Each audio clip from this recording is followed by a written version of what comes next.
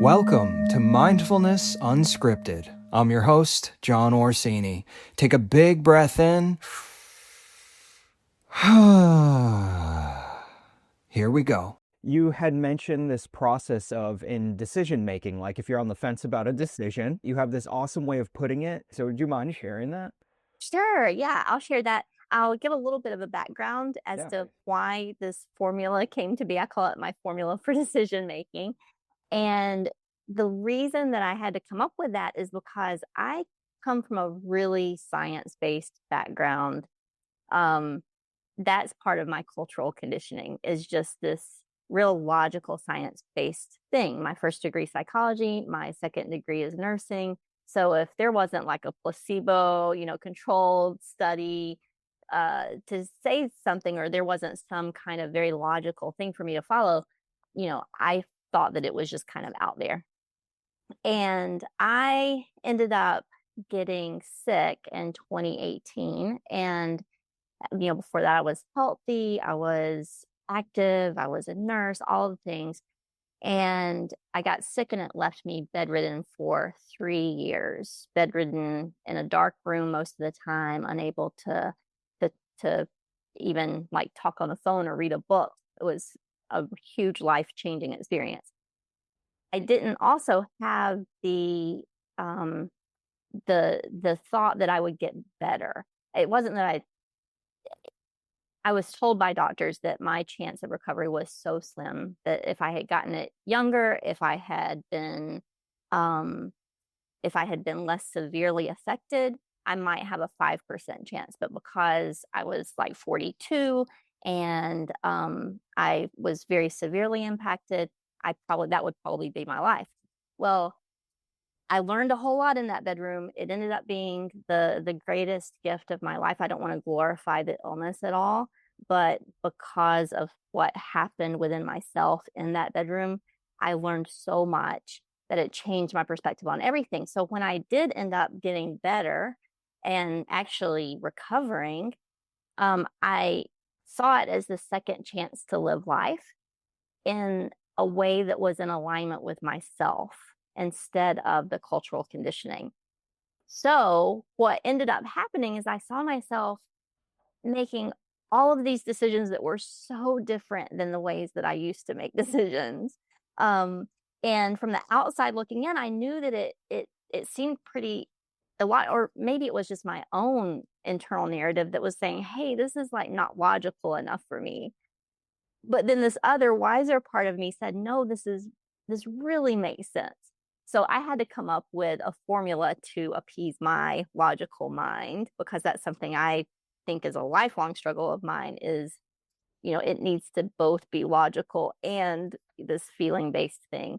So my formula ended up being, if I'm trying to make a decision, if it doesn't make sense and it doesn't light me up, then it's a no. And what I mean by light me up, that's that internal, it's not an adrenaline based thing like, oh, I want to go do this. I went skydiving and stuff when I was younger. That was more of a, oh, I want to do this. I want to prove something to myself. That's not what I'm talking about. I'm talking about that soul sparkle light thing. I don't know how to describe it, except I know when something lights me up. If it doesn't make sense, it doesn't light me up. It's just a no. Why do that? Um, the next thing is if it makes sense, but it doesn't light me up, then it's a maybe, because there are things that we have to do. I don't like to wash my dishes necessarily. That doesn't light me up, but it's something that makes sense, and it's a maybe. I'm going to do it. I want a clean kitchen. And then here's where it came. It ended up getting a little surprising to me, because the next part was, if it makes sense and it lights me up, then it's just a probably. If it makes sense and lights me up, probably I'm going to do it. I mean, that's great. But when the magic happens, when the amazing things happen, is when it doesn't make sense, but it lights me up. It lights my soul up. And if it doesn't make sense, so that's a hell yes. So if it doesn't make sense and it lights my soul up, then I know that it's coming from a place beyond my cultural conditioning, beyond my logical mind, Not that that is bad, because, of course, making sense and lighting me up is a probably, but it's not a hell yes, because that's when it's coming from beyond.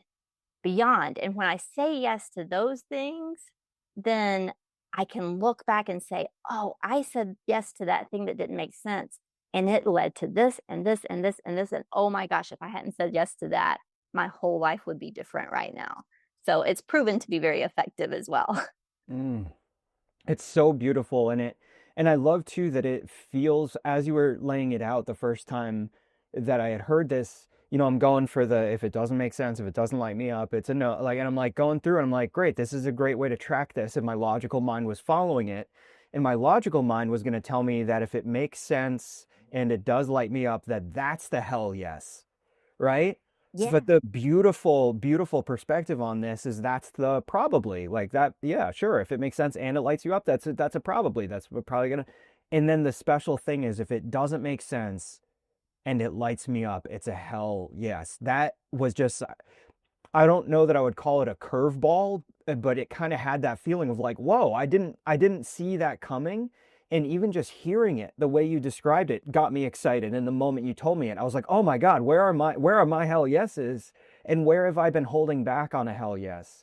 And it made me think of, I think even at the time we were talking about it, it made me think of a few different Rumi quotes, Rumi, Rumi the poet. Yeah. And the idea, one of them being when we start to walk on the way appears. Yes. And so when we start to follow that feeling of it lights me up, even if it doesn't make sense right now, I know that it's lighting me up from the soul sparkle, right? Ye- And that's a step on the way, and it's a step of faith, right? yes. So many ways to think of that, but yeah, it feels like a step of faith, and then the way starts to appear in front of you, like a yellow brick road or something.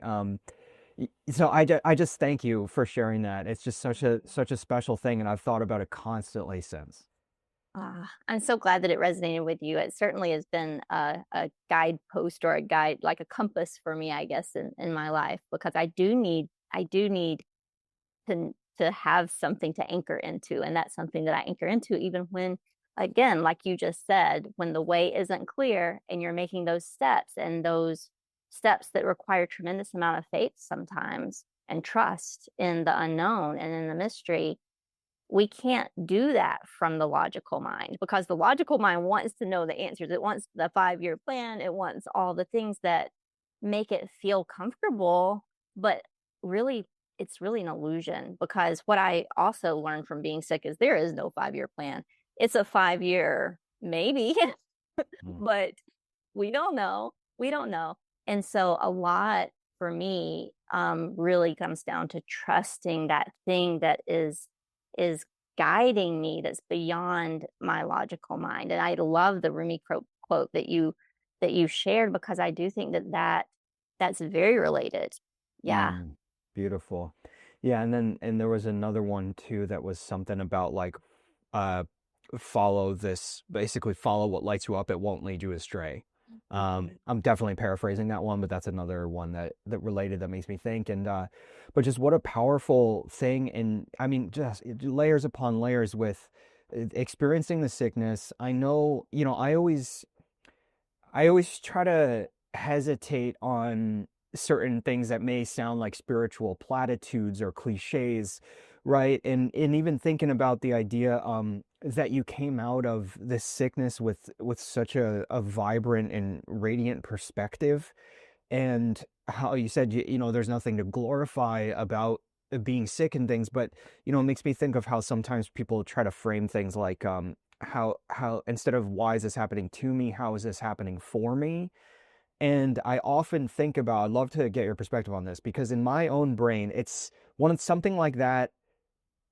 To say that it's easier said than done, depending on the context, is a massive understatement, right? And I think in my own mind, the way I try to think of that is because the things that people can go through, right? It's a massive range. And how is this happening for me is a very relatively difficult question to ask depending on what's going on. And that said, the way I try to frame it in my mind is even if this thing is clearly not happening for me or for a person, even if it is just so obviously something that's happening to you, like, and there's no trying to justify it, if we take the perspective of, okay, if this just is how this is right now, if I take the perspective of how is this happening for me, what can I glean from this experience to move forward with a sense of positivity and autonomy, even if it's just like pulling at threads.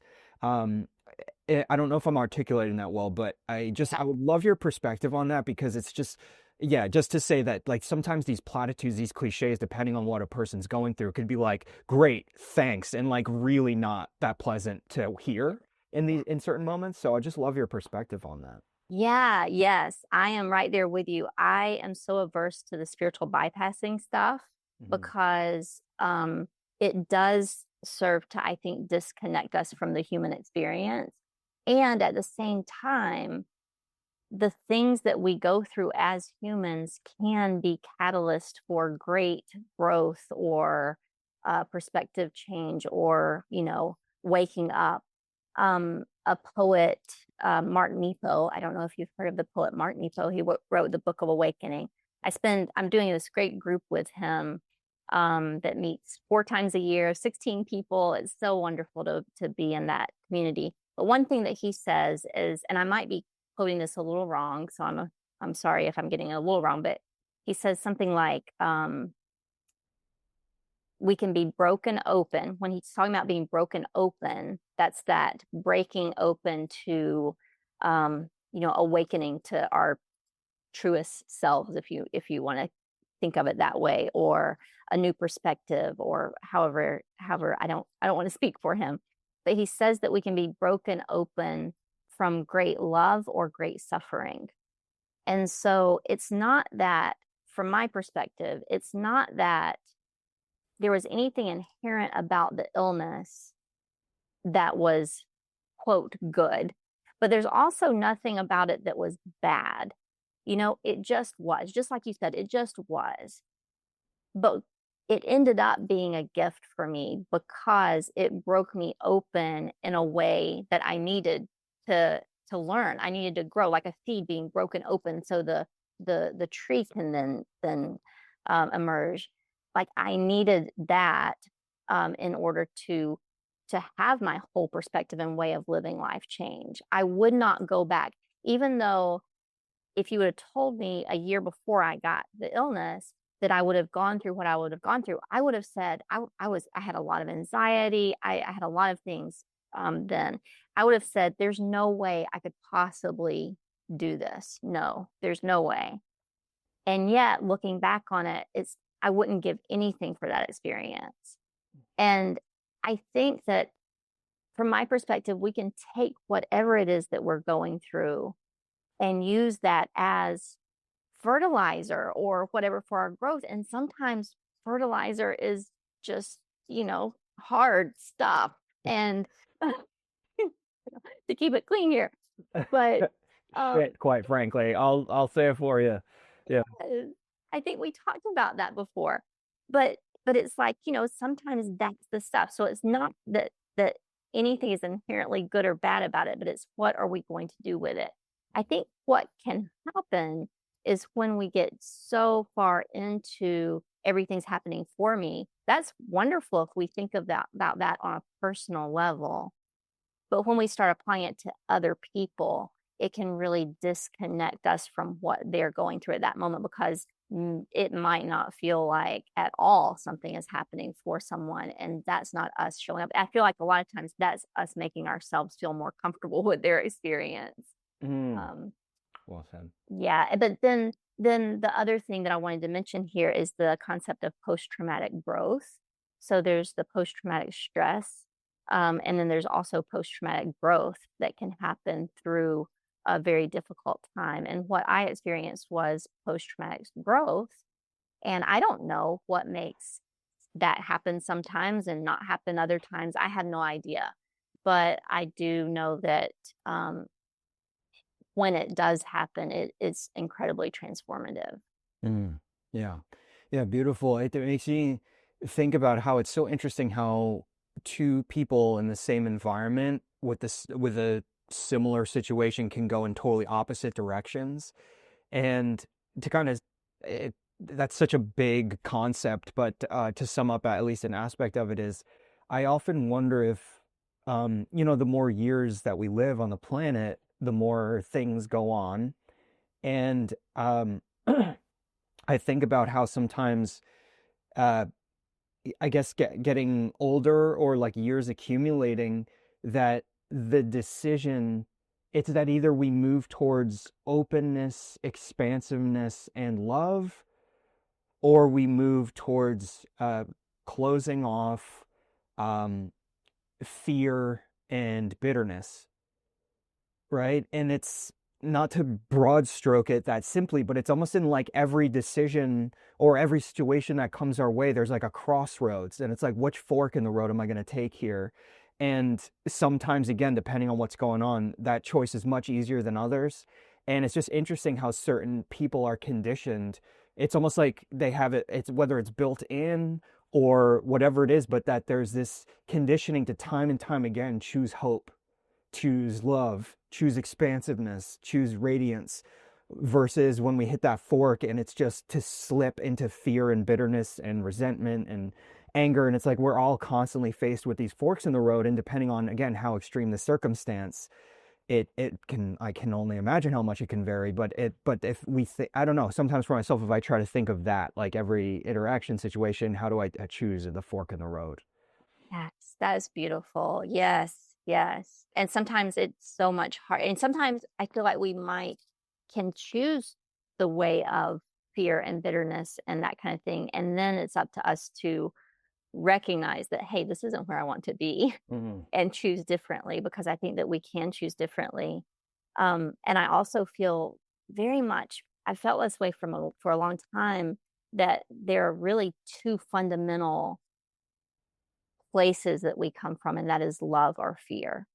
Um, and you know, at all of these crossroads, I love the things where we come to those forks in the road that you're talking about, and how are we going to respond in those moments?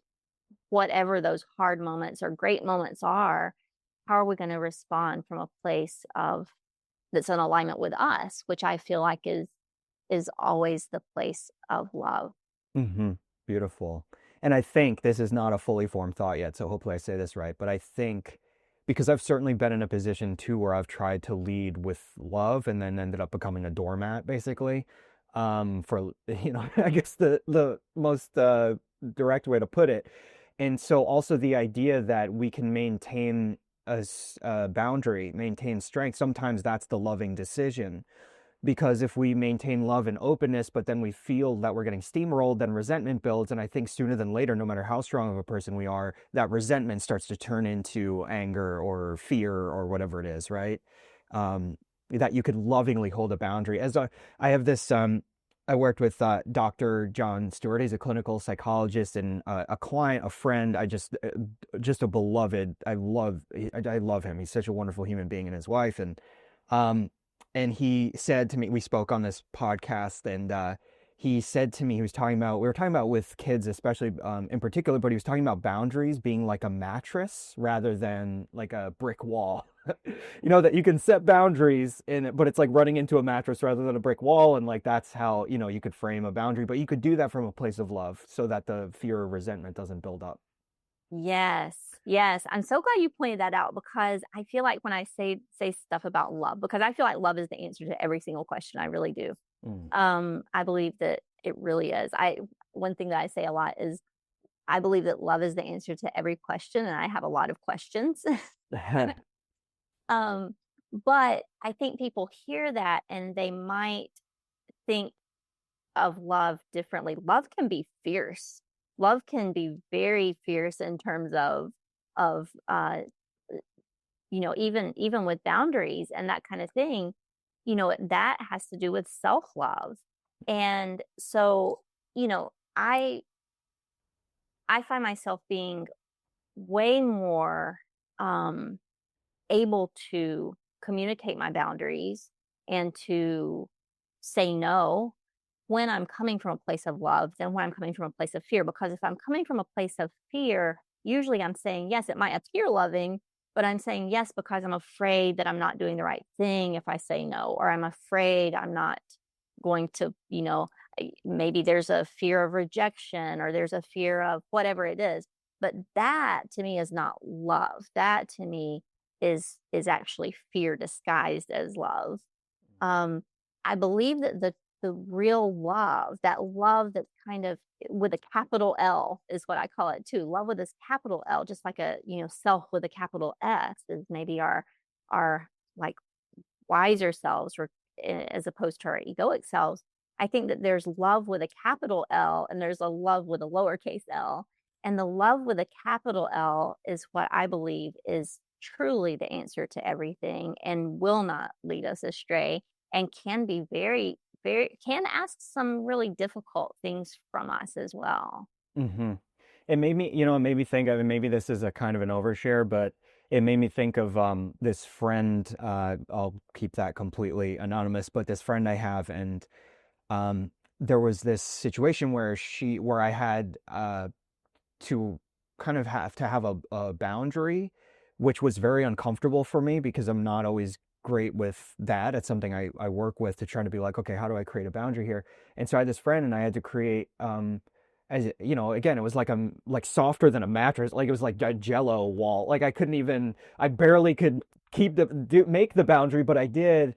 And initially she was upset and bothered by that, but maybe, I don't know, 6 months later or something, um, we we spent some time together. We were on a hike specifically, and she said, I just want to say that at the time that really bothered me, and I was upset by that, but I realized that was one of the greatest acts of love um, that could have happened at that time. And I don't want to paraphrase or put words in this person's mouth, but like the essence was that it was a loving action that I had taken, but they definitely did not recognize it at the time. So I'm just sharing this to reinforce for anybody that might be listening that even in the moment, an act of love may not always be received that way.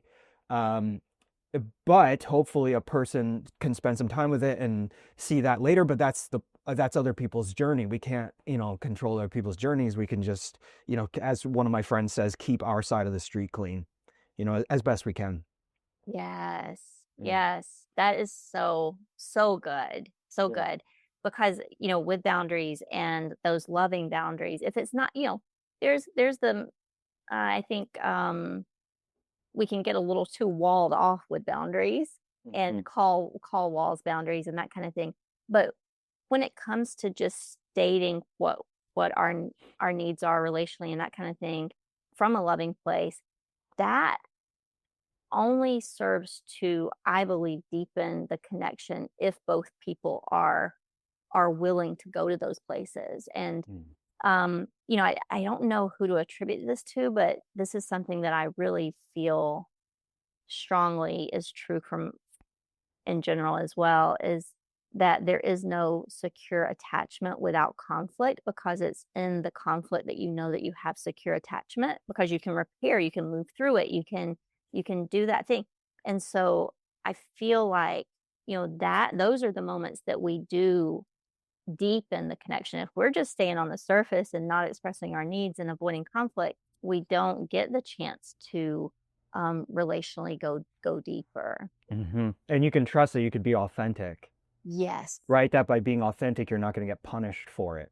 Like even if Yes. you reach a disagreement, I find that in relationships, certainly, that's a really great point to bring up because yeah, I personally conflict averse or history of people pleaser or whatever, and it causes all kinds of downstream problems. Even when you're doing your best and for everybody around you, but if you have to lack authenticity in moments because you're afraid of another person's reaction, it kind of creates so many downstream effects. And the first thing is even just to become conscious that that's what's happening, right? Sometimes it's not even obvious, like, oh, I'm kind of sacrificing a piece of myself to avoid conflict here. knowing that if you don't sacrifice that piece of yourself, you bring your authenticity to the table, there might be a disagreement, but if it's the right, whether it's a, a personal, like a significant other or a family member or something like that, knowing that if it true depth in the relationship, that conflict or disagreement, if you both come from a place of love and come from a place of how do we take our two sides to make this a stronger thing,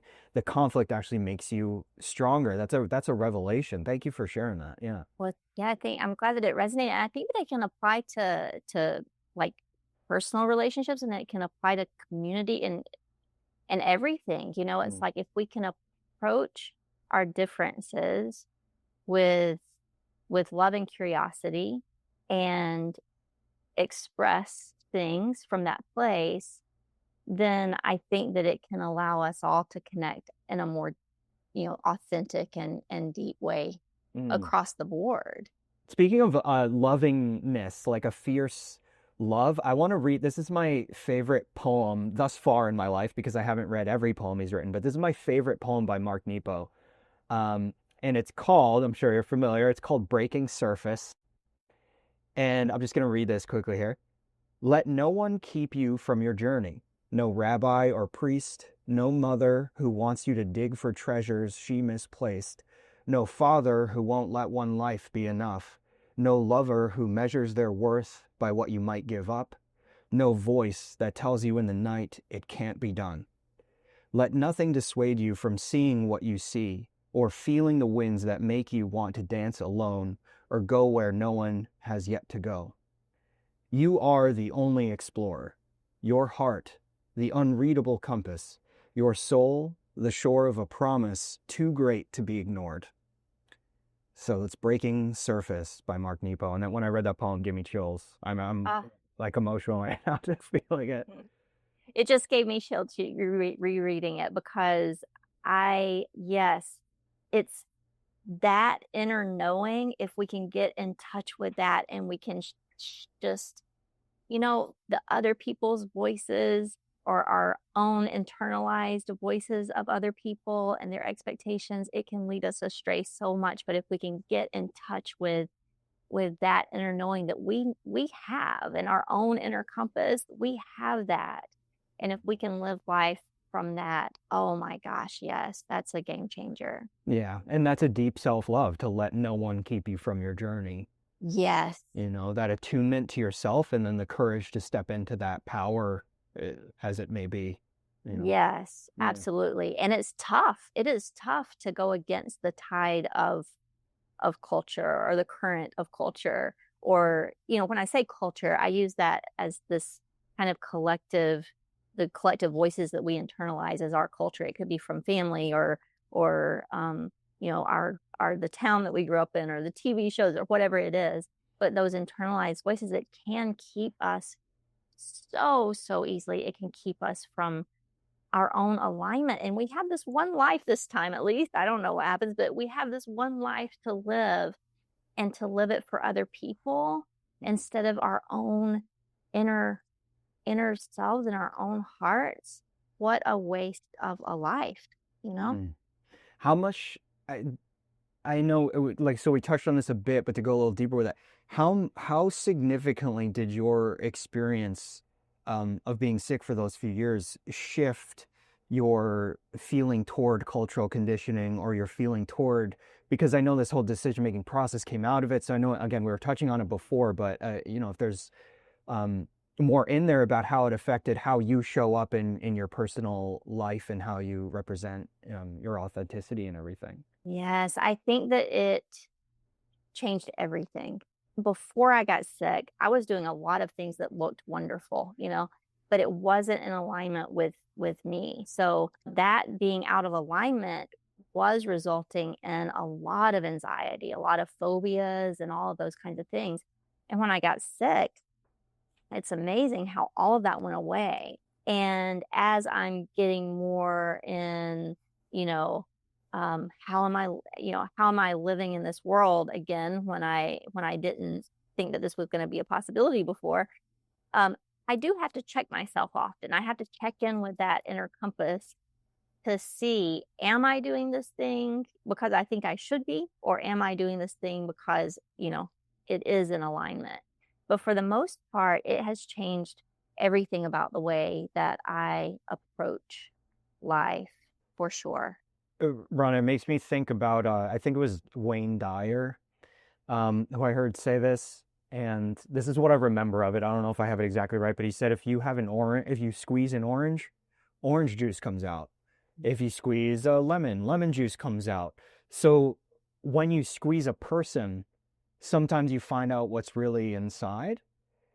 And I know that we all have limits and breaking points depending on what they are, but I just have so much respect because to be squeezed to such a degree and for you to come out the other end and share what you share and do the work that you do and be the human that you are is so remarkable. And I feel really grateful to know you and to learn from you. And yeah. Um, Thank you so much, John. That really means a lot. I feel so grateful to know you too.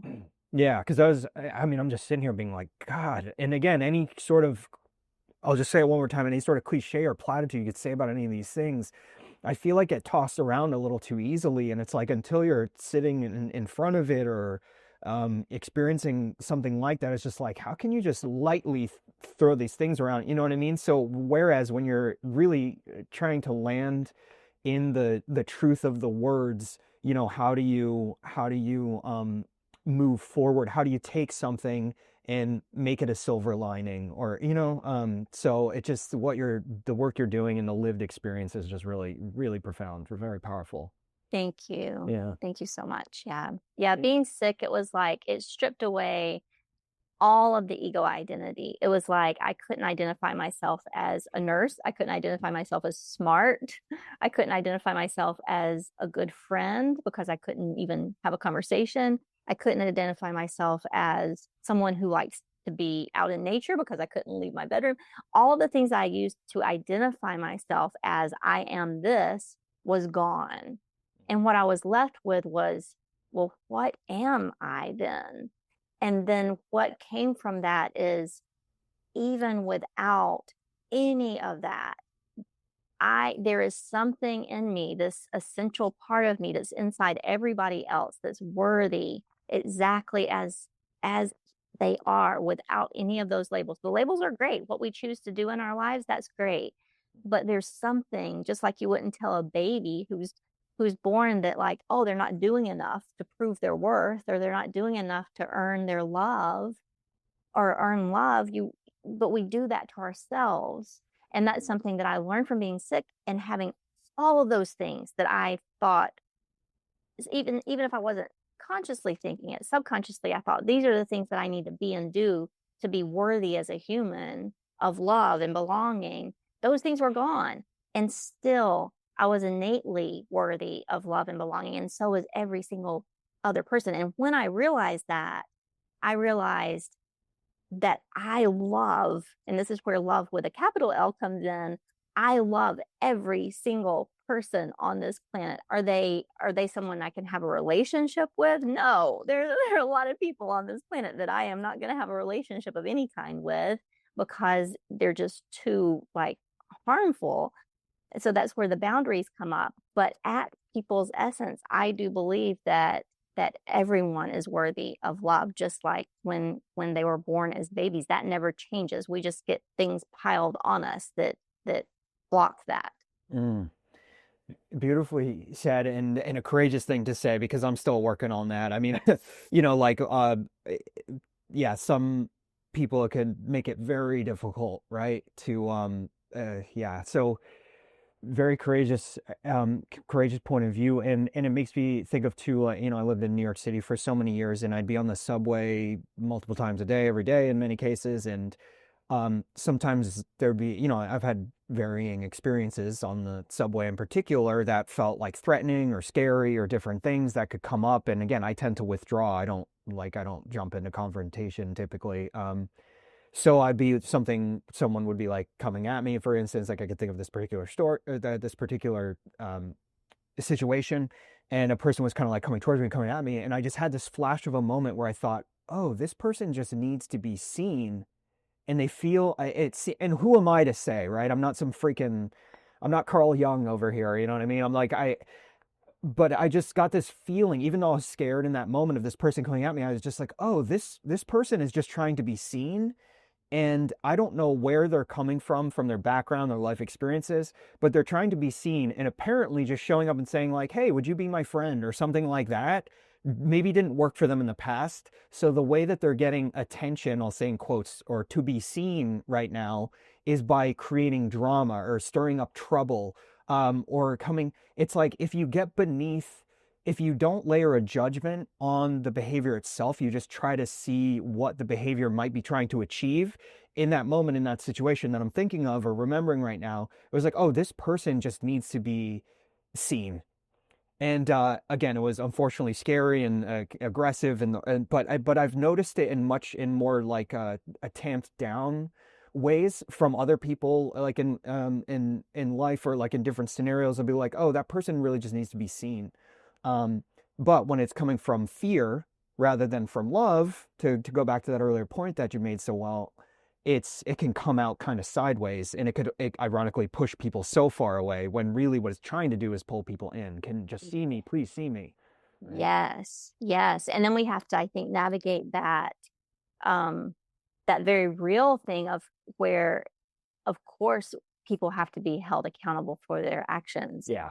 when they're doing harm to other people and that kind of thing. So, this isn't to say, oh, it's not it's actually, it might seem on the surface like some very soft approach. It's not at all. It takes a lot of that fierceness, I think, that love sometimes requires from us, but to see someone at their essence, see that their behaviors are harmful in extreme ways and might need to be stopped in whatever way, but still hold those two things as true, is that even though their behaviors are harmful, it doesn't mean that they're necessarily at their essence, Hmm. any different than me. They're Right. I feel like we're all at our essence very much the same. Hmm. Um, and so, that's something to hold two things that seem very contradictory as true at once. It makes me think very much of that quote that's so popular at Kripalu, and one of my favorites, that the Kripalu said the highest spiritual practice is self-observation without judgment. And so when you take that concept of self-observation without judgment, and I'll say this often because I feel like it's often repeated in the context of have compassion towards yourself. And that's great, but it's not the whole picture for me. Like compassion towards myself, unfortunately, doesn't always work, right? But what I realize that I personally love so much about that concept, self-observation without judgment, being the most, as he said, the highest spiritual practice. I don't even care about highest. I don't even care about spiritual. I just think what it comes to, self-observation without judgment means that you're seeing yourself as clearly as possible, as clearly as possible. Because when you judge someone else, what you're doing at your essence, whether it's good or bad or mean or whatever, put a pin in that for a moment. When we are judging someone else, we are not seeing them clearly. Just brass tacks, removing any sort of sense of whether it's good or bad or right or wrong. Obviously, it's not good. But if we remove all of that and just say, what's happening? When I'm judging someone, I'm not seeing them clearly. I'm not seeing for who they are. So when I judge myself, I'm not seeing myself clearly. I'm not seeing what's actually happening. And if you want to fix something, if you want to improve something, you have to try to see it as clearly as possible. And so when we're having this conversation about seeing, if someone's difficult or this or that, it's like you're saying, it's definitely not about excusing the behavior. It's definitely not about tolerating behavior. It's about trying to see it as clearly as possible, which again, sometimes could be way harder than others. And we have to take care of ourselves and protect ourselves and have these boundaries up and everything that we've been saying throughout this conversation. But that to me is what a lot of that comes down to, removing the judgment so that you could see as clearly as possible and therefore can be the most effective at a solution or whatever it may be. Yes, I love it that you said effective at a solution, because I feel like when we come from that place of curiosity, of seeing things clearly, of not judging, then we can respond rather than react. And what Mm. we have now, that's happening a lot across all kinds of situations, is a lot of reactivity. And that's understandable because things are very heightened and people are afraid on all levels. But if we can step back and say, you know, from a place of non-judgment, non-reactivity, what is happening here? What's the behavior? Then I feel like that's when we can get in touch with the most effective response. Because I think I even heard you quote on one of your podcasts, the Einstein quote about you can't solve the problem with the thoughts that made the problem. I forgot how exactly it Yeah, goes. you can't solve a problem from the same level of thinking that created it. Yes, and I feel like to take that a little bit of a different direction, you can't solve the problem with the same energy that created it. And if Mm, the energy that created the problem is fear, you can't solve the problem with more fear. You have to, I mean, this is what I feel like I believe in my depths of my heart is that we have to solve things with love. There's this analogy that I kind of came up with when I was sick. I don't even know why, but I was like, I feel like we have all these problems that pop up, whatever we think in terms of like societal or whatever. We have all these problems that pop up, and we might pull a weed here, if we think about them in terms of weeds in the garden or something. We might pull the weed and we might solve that one problem, but if we don't get to the root system of it, it's just giving nutrients to the other weeds.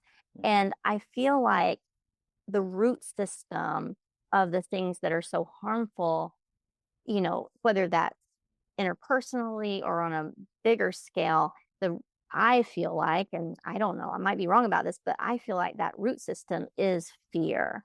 And um, we're just contributing more to the problem if we react from a place of fear. But if we respond from a place of love, it might ask us to do some really difficult things, and it doesn't always look pretty. It's setting boundaries, it's standing up for things in a certain way. It's not as soft as it might sound, but it is more effective because it's not reactivity. It's not more of the same energy. mm, beautiful. At least Yeah, that's what I feel. I have I had a conversation with a great friend and mentor. His name's Walter Anderson. He was the CEO of Parade Magazine for years, and by the time our conversation comes out, I'm sure his will already be out. That's coming out soon. Um, but he mentioned as a young man having a lot of anger, and then he became a writer, and he mentioned, towards the end, I asked him like, well, he would put up on a billboard, and he said essentially, he who angers you controls you, right? Those who anger us control us, in the sense that, speaking to your great point about responsiveness versus reactivity, that's the other piece, is that, again, there's a lot of reasons to to be reactive, these days. I'm sure there always have been. But the idea that if what's going on, if what's something someone says online or in person or whatever, it charges your reactivity, well, then you're just a puppet on marionette strings, And again, depending on the scenario, much easier said than done. But ultimately, it's like, do we want to give away our power, our autonomy, our sense of agency by someone who's basically just trying to poke the bear, right? And that's happening so much, on every level. It's a human instinct that when you get poked hard enough, you're gonna just snap and poke back. And it's like, again, it occurs in layers, but how can we be responsive versus reactive? And so much of, and I know that, we definitely touched on this in our conversation at Kripalu in the dining hall there, that almost everything in the mindfulness realm, in, any kind of form of self-development, like, all comes down to creating more space for responsiveness. Because again, it's not just about being a good person. That's the thing. Like, I hope I never come across as like, I personally am not a special person. I don't think like anything, whatever. I just am trying day in and day out to create more space for responsiveness versus reactivity. And it's beyond being a quote unquote good person. It's about generating this upward spiral of reciprocity. I think we Yeah. talked about that too. Like, if you think of love, I feel like I learned that from one of my teachers. His name is David Elliott, and great, great human being. And teacher, and but the idea that living in a state of love can feel energetically, can feel like an upward spiral of reciprocity. And if we can hold our ground and we can stay in that, just the amount of abundant energy that can flow through us at all times, right? It's probably just exponential and infinite. And why would we not want to live in that state as much as we can? And so that's where I feel that responsiveness just gives us some agency and autonomy about how we're directing our attention, how we're directing our own energy. Like, because I don't know. I can't, I try to avoid as best I can living in a state of constriction, in a state of agitation. And so when something comes in and it agitates me or restricts me, I try to say, okay, how would I respond to this to try to switch that energy in whatever way that I can, right? Yeah. That's comes down to, I feel. I love that. Yeah. And I do think it's also important to note that when an emotion comes up, and I know that we're on the same, I'm pretty sure we've talked about this, but like when an emotion comes up, that for me at least, it's important for me to express that. And if it is anger that comes up, if, you know, I might go and like let out a, like yell into my pillow or punch my mattress or something like that. Because what I have found, and this is not something I did before I was sick, but afterwards, I'm like, I don't want to carry things, in my, I don't think suppressing emotions makes them go anywhere except for inside of our bodies. Um, and so I want to, when an emotion comes up, I do want to express it in the ways, usually privately that I need to, whether that's crying or, whatever it is. Um, but yeah, so that's one thing that when I work with clients, a lot of people, especially I've noticed, especially women come to me who are really afraid of even getting in touch with their anger and expressing that. And I see them suppressing it. And usually what happens is that comes out in other ways, like a lot of anxiety and that kind of thing. So That's such an important point. I'm glad you mentioned that. That responsiveness is not repression, yes. right? That it's agency.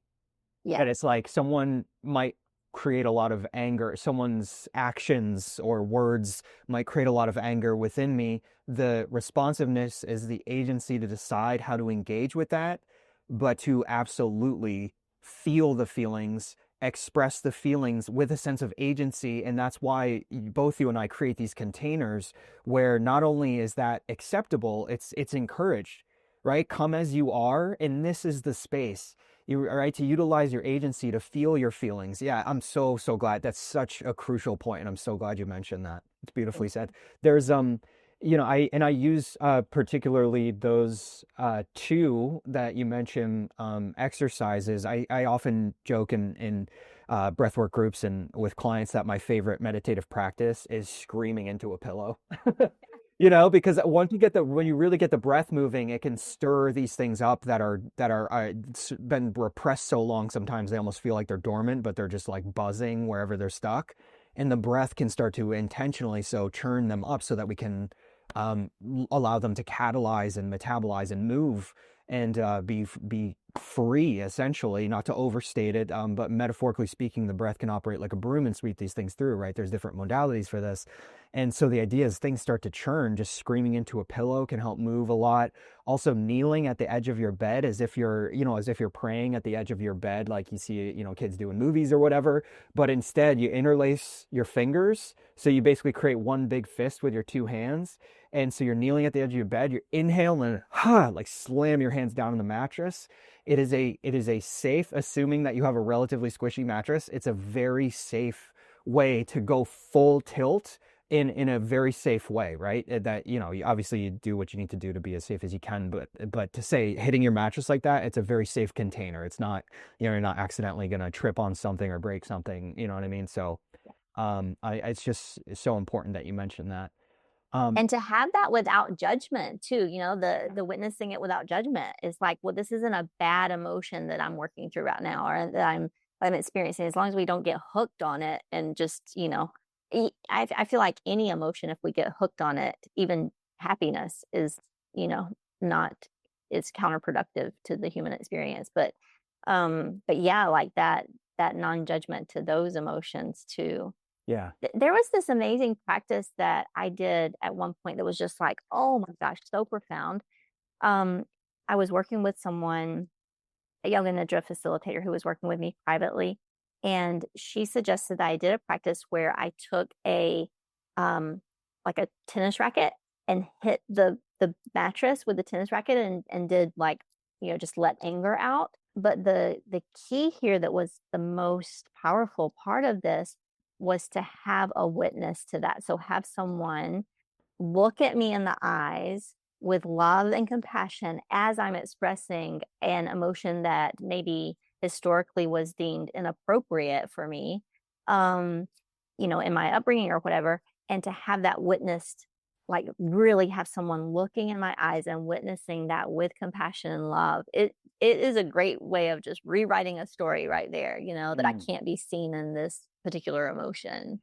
Rhonda, this is why I love talking to you so much because I just took about five more notes down here of all things I want to touch back on with this because that having that witness. So one of my teachers again, so credit his name's Stephen Jaggers, and I heard from him. I don't know if he got this from somewhere, but I heard from him healing happen. It might have been, you know what?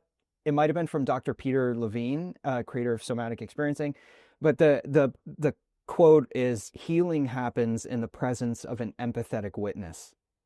And so the idea that the work we do on our own is important, it's beautiful, it's the daily practices that ground us and support us and sustain us. And ultimately, so much healing happens in the presence of an empathetic witness. And you just spoke to that perfectly. And being witness in the feelings you're moving through and expressing, and especially, I would imagine, like you're saying, if you're a person who historically is not in touch with your anger or thinks you're not allowed to feel angry, you mentioned women in particular. I made an Instagram video, I don't know how long ago, several months ago, that I noticed this pattern with in my private sessions and my one-on-one sessions with female clients. I noticed that a lot of times as the breath started to churn up different repressed feeling or emotion or expression, that there'd be this constriction that I would notice a lot of pressure building up in what you would call the throat chakra, but essentially like this area, and that their sound would want to be like starting to creep out a little bit and enter screaming into the pillow if that comes up, right? You never push for it, but if it wants to, right, you allow for it. And the idea that if someone has chronically or habitually not just not I had a client once and she said that she said something along the lines of, I speak a lot for my job, so I use a lot of words, but I very rarely say what I feel and I very rarely say what I mean. And that was just like, oh, that hit me right in the heart, right? And so the idea is it's not necessarily that we don't always speak a lot. Sometimes the overactive speaking is a way to kind of coast over the deeper thing. So anyway, so like you're saying, if you're not someone who typically associates as like as allowing yourself to express anger, or if you're not someone who typically associates with allowing yourself to truly speak your truth or let yourself be heard, being witnessed in the fullness of your experience of doing that can help, like you said, rewrite the story, can help you rewrite your own sense of self-identity beyond the cultural conditioning that may have told you to, for example, sit down and be quiet, or you're not allowed to feel angry, or you can't be big like that, you're too big, you're too much, whatever the thing is, right? Yes, Ooh, absolutely. Yes. it's huge. Yeah, healing happens in the presence of an empathetic witness. Um, Yes. the other thing I wanted to say was you mentioned essentially this idea of even happiness, like certain emotions. And I remember there was someone I guided in a mindful archery session at Kripalu, and this I wish I could remember this woman's name because I would love to give her credit. But in the share circle at the end, she spoke of this very short William Blake poem, and it was, "He who binds to himself a joy does the winged life destroy. He who kisses the joy as it flies lives in eternity's sunrise." Ah, So the idea that if we hold on to anything, right? Like in Carl Jung's sense, what we resist persists. And we think of that in resisting negative feelings. But we also sometimes either grip desperately onto happiness or like hold on to this thing. And now I'm being a freaking quote machine, but this is what you ignite the fire within me, Rhonda, and I appreciate it.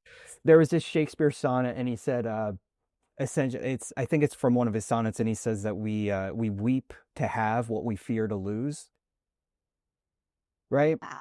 And that just was like a killer to me because it makes you think of like everyone you love, and my beloved dog, who I think he's right over. Yeah. Um, so anyway, it just layers upon layers, but I wanted to share that William Blake poem too, because it's not always just about the emotions on the certain end of the spectrum. It's like, how do we just let life flow through us and we let emotion be energy in motion, right? Yeah. Yeah. Yes, I think that is so key for me in my life.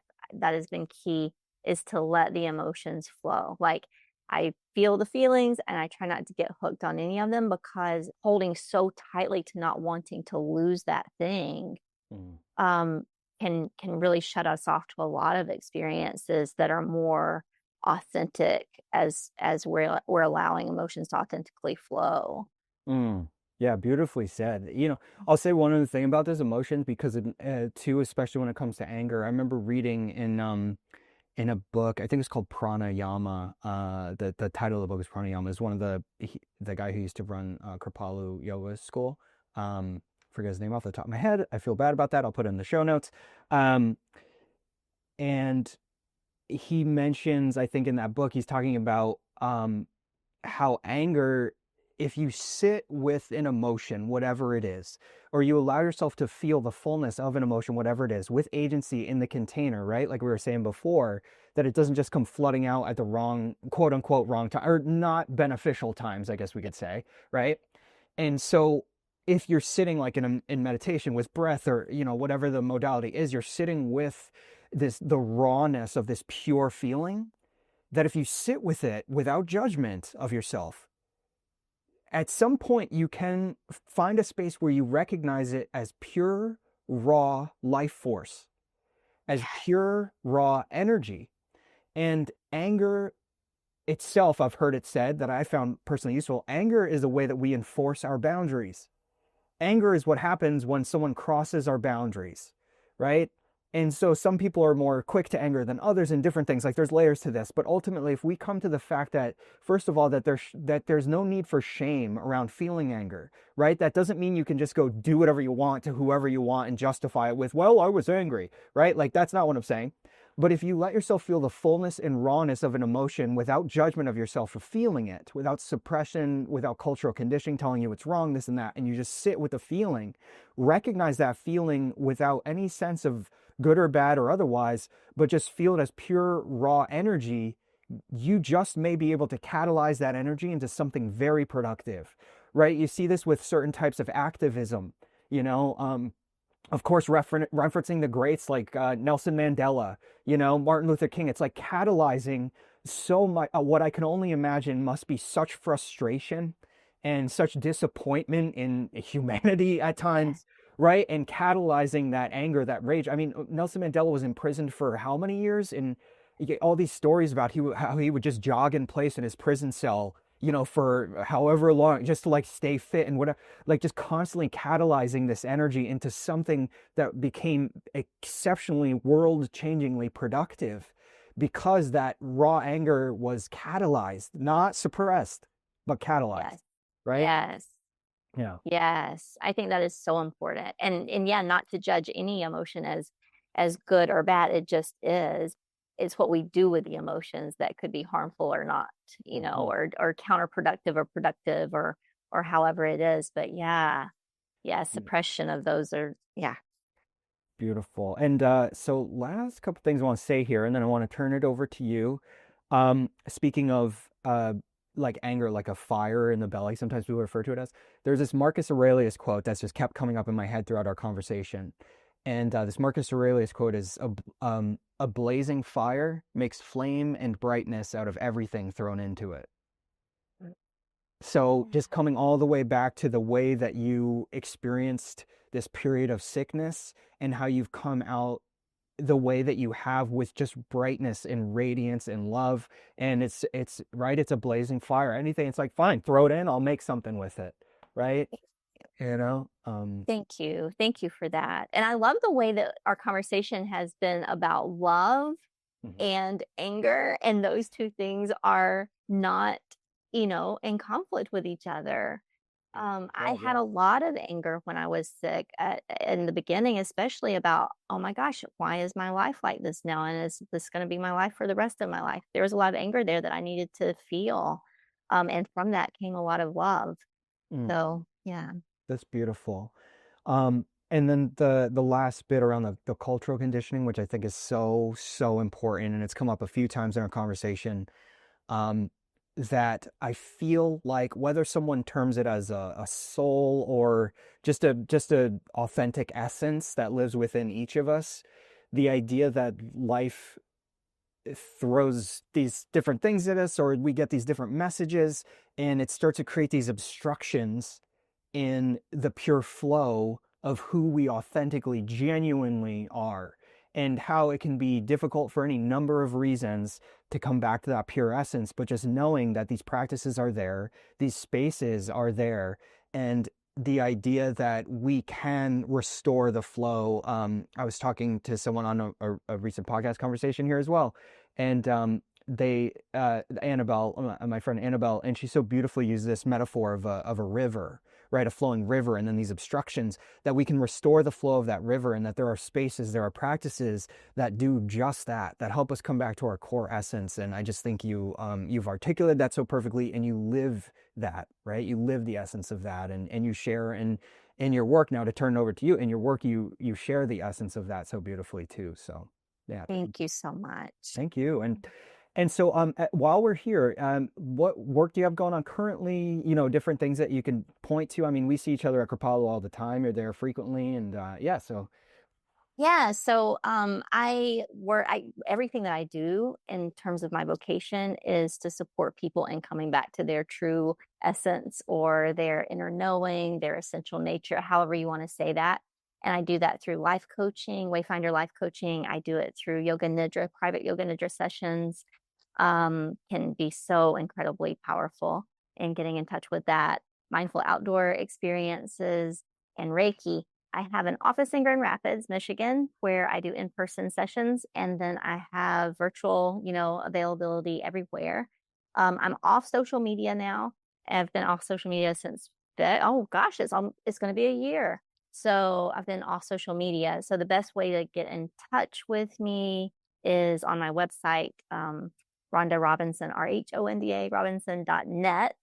And you can subscribe to my newsletter there. That's where I keep people informed of the things that I have going on.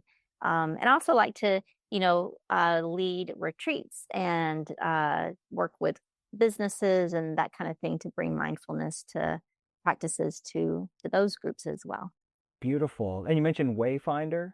Yeah, Wayfinder Life Coaching. So that is Yeah. Martha Beck. If you heard of the author Martha Beck. Hmm. So that's her life coaching. It's an ICF certified program that just has so many amazing tools to get in touch with that. It's an interesting, unique form, I feel like, of life coaching that is so focused on getting in touch with that essential self. It's Mm. not so much about setting goals and planning and all of that like some life coaching is. It's more about finding our inner compass, knowing what is an authentic yes for us, what is an authentic no for us, what it is that we're here to do and experience that we know within ourselves. Yeah. Um, That's beautiful. I think, Rhonda, I think you could have quite frankly done anything in terms of certifications, whatever. And because the core essence of who you are and the depth that you live your practice, like I think you could have freaking read one article in a thing, but the way that you've, again, catalyzed the experiences in your life, the way that I see you not just connect with each other, but people, how I see you connect with people at Kripalu, it's just like, I can't say enough. And I can't even imagine, to me, hearing that what you do partially is called life coaching, obviously kind of is like, okay, that's what that is. It gives me a conceptual framework, but I feel like it doesn't even scratch the surface of what you bring to the table. I just can't say, and I'm just such a fan of yours. I Thank don't, you. yeah, Thank you, yeah. John. It goes both ways. Thanks. I just want to say, like, your presence is the presence that you bring. I remember when I first met you at Kripalu, it was the mindful archery and so many just beautiful synchronicities led up to that. I just had read The Archer by Paulo Coelho, and I was looking for someone somewhere that was teaching mindful archery. And I had never been to Paulo before, and I saw that on the schedule. And it was the presence that you brought to that practice that was like, oh my gosh, here is someone who is not just doing the thing, but has that presence that you bring. So yeah, I feel the same about you. You could do whatever and you would still bring that presence to it. And that presence is the thing that beyond the modality, it it just is it's just magic. Thank you. Yeah, I really appreciate you saying that. Thank you. Thank you so much for having me here, and it's so good to talk to you as always. My pleasure. Thank you so much, Ron. I really appreciate it. Thanks for listening to Mindfulness Unscripted, in-person events, Zoom sessions, and more at johnorsini.com. Victory to the light within.